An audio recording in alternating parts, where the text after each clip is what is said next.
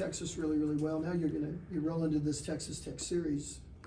Texas Tech's always been a little bit of a unique squad. Talk about this series coming up, and can't lose sight about this Texas Tech rolling in. That's been the main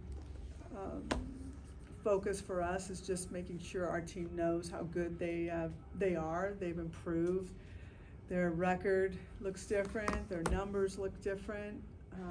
So we're not taking anybody lightly. We know that every game is so important as we go, especially towards the end.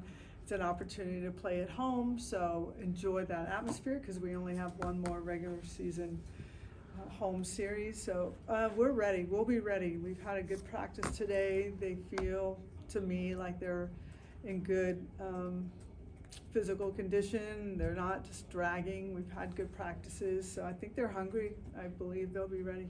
And Patty, I know this has become more and more regular over the last few years, but face another person who you're familiar with and was part of the staff for a little bit. What's your relationship like with Craig? It's good. I mean, I haven't seen him. I don't see him very often, so it's not like we get on the phone or anything like that, but he was with me a long time ago, and he has been in really good programs, and he grew quite a bit at Florida State and had some really outstanding seasons with Lonnie there, and is ready to be a head coach, and he's showing it. I think he's got a good sense of hitting. He's a good hitting coach and a good sense of community within, a good culture guy. So I am not surprised that their team is doing so well. And specifically with the power that they're showing so far. His style of swing induces that. So I guess I'm not surprised. I would say their schedule isn't as challenging, say, as ours. So some of those numbers might be skewed just a little bit, but we're still respecting everything that we're seeing. And Coach Roach has even talked about their swings looking much better. So we're going to have to be good on all sides. A little bit related to the first question, how do you guard against an emotional letdown? What would be a natural human reaction coming off the Texas series? You've really got your kind of finger on the pulse of the team, you know which buttons to push and all that, but how do you guard against it?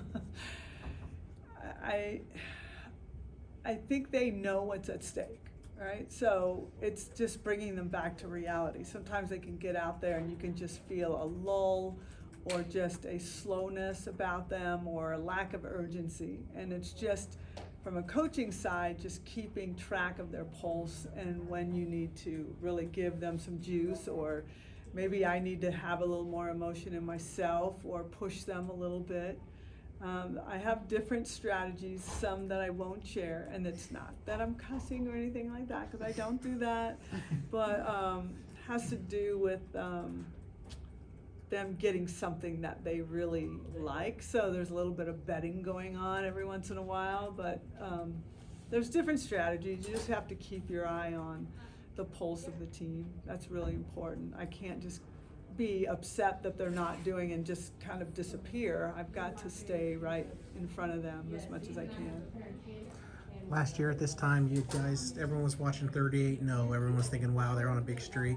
Looking back and comparing this year, how big, no loss is ever fun, but you don't have that, and you're playing well. Did that loss, when you look back, how much did that loss really help this run you're on right now compared to last year when everyone's wondering how long is the streak going to go?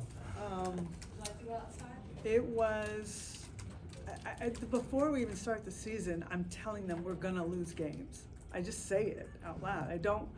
The goal is not to go undefeated. It's almost unheard of for a team to do that in this day and age.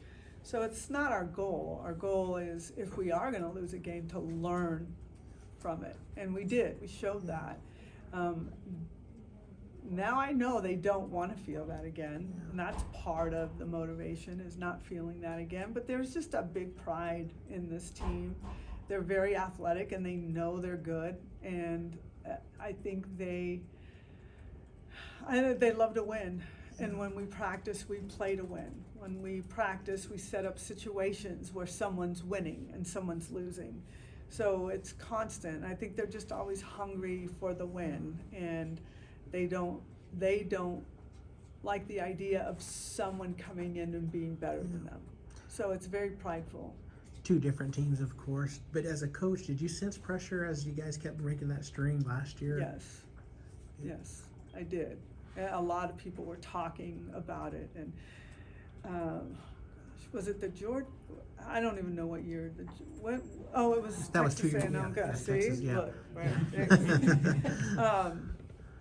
The Texas game, the celebration that we saw bothered them more than anything.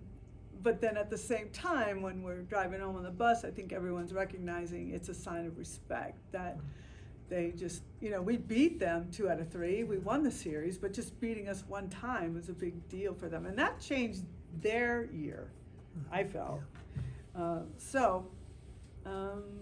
I think we're a mature enough team that we understand if that does happen. And I've said this before, we're not afraid to lose because we know if that happens, we will bounce back. But we're smart enough to know what it will look like if we're not playing the right way or we're not in tune.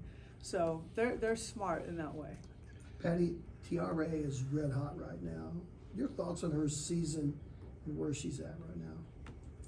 Nothing surprises me with Tiare. So she, I think you could call it a slow start maybe, but she still was, hitting very, very well.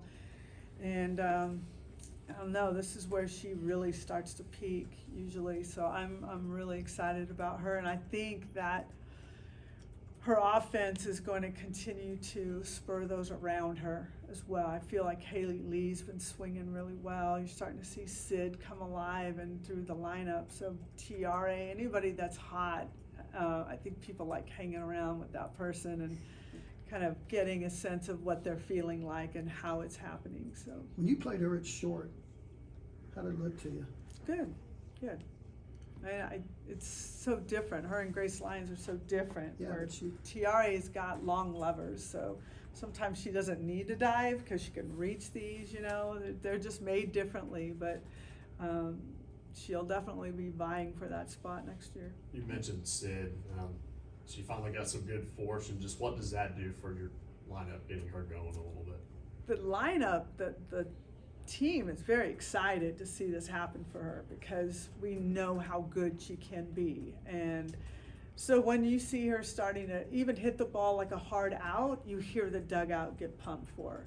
But just in practice today, she's continuing on with a really solid feel about her, a confidence, and a different look that you see her just standing a little bit taller. Everything looks different, and the team is all behind that. They've been working with her and encouraging her and in her ear the whole time.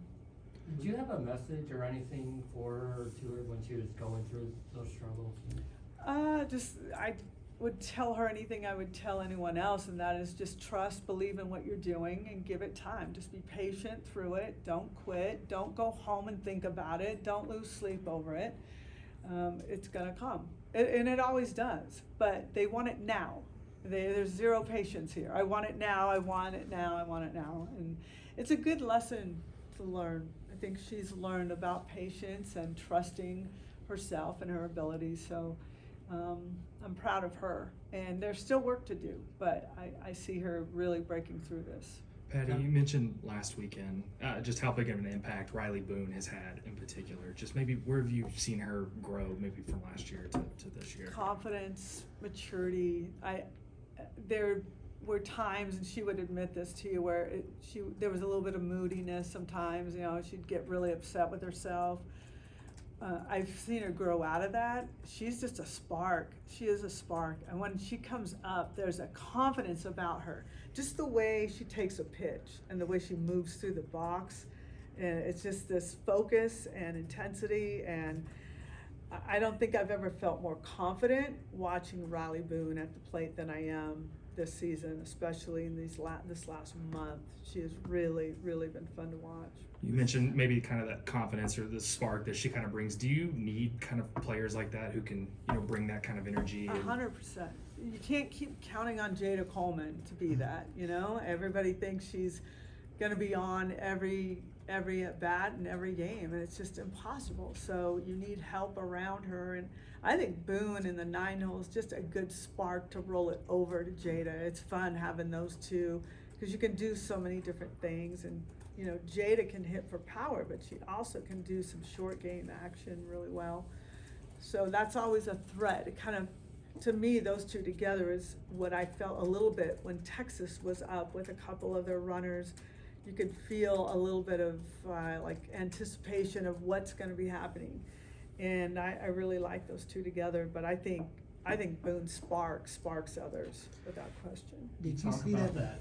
position in the lineup for her. Is that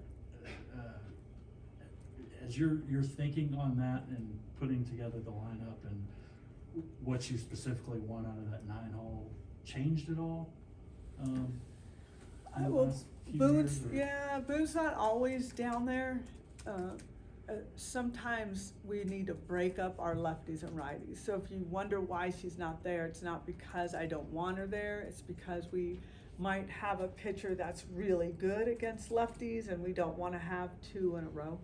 So we move that around a bit, but I think still college pitchers might look at 7, 8, 9 and go, oh, thank goodness.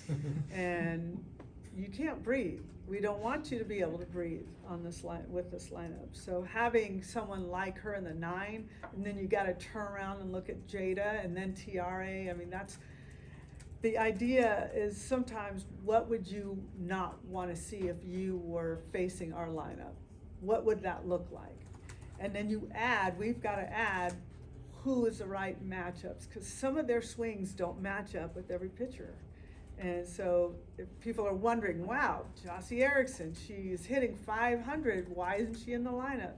Because there's something she's not going to be able to do very well with. And we see it, we know it at practice, our numbers show it, everything shows it.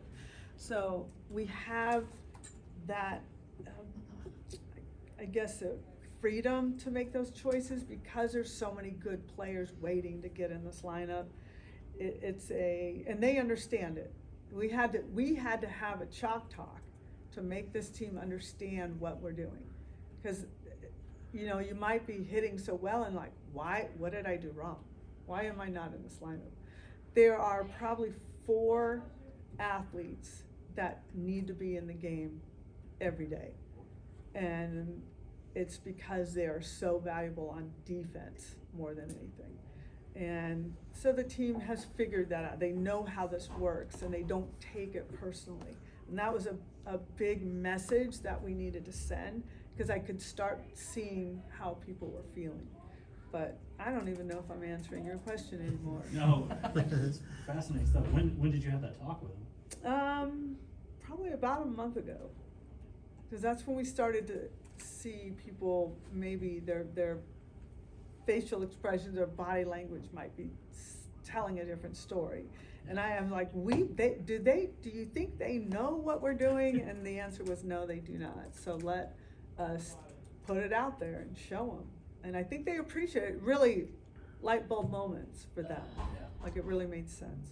You For a mentioned player like Riley. Sydney, coming off the freshman year that she had, and then obviously struggling a little bit early in the season and getting less opportunities. Just what did you see from her as far as how she approached getting less opportunities?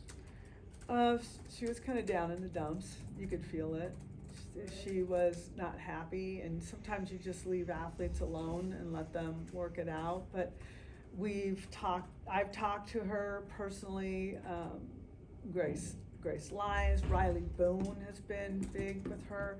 We've had her work with, talk with a person we work with, sports psychologist, kind of get that point of view. And ultimately it comes down to her, and she knows it, and relaxing and not getting caught up in the outcomes of everything. And that's what's super important, is that we're not getting caught up with outcomes. And the team has learned that and been very helpful. Is that part of the challenge for you out of the transfer portal? Is that just inherent to the portal, that sometimes you don't know how a player is going to react to the new environment, or is that anybody? I think it's anybody really. There are players that have been on our 3-year starters that feel it. I mean, it's just, internally, you start questioning, am I good enough to be here? Am I good enough to be on the #1 team in the country? Am I good enough? And the answer is yes, or you're telling me I'm a horrible recruiter, and I will not take that. So it's just fighting. It's fighting through it, and it's just not letting it overtake who you are and your demeanor. And so Sid is figuring that out, and it's just a great lesson to learn in life. You know, is that when you're down, you're not out. So you just keep fighting until you see the light, and the light is starting to shine on her, and she can feel that. Thanks, Coach. All right. Thanks, Patty.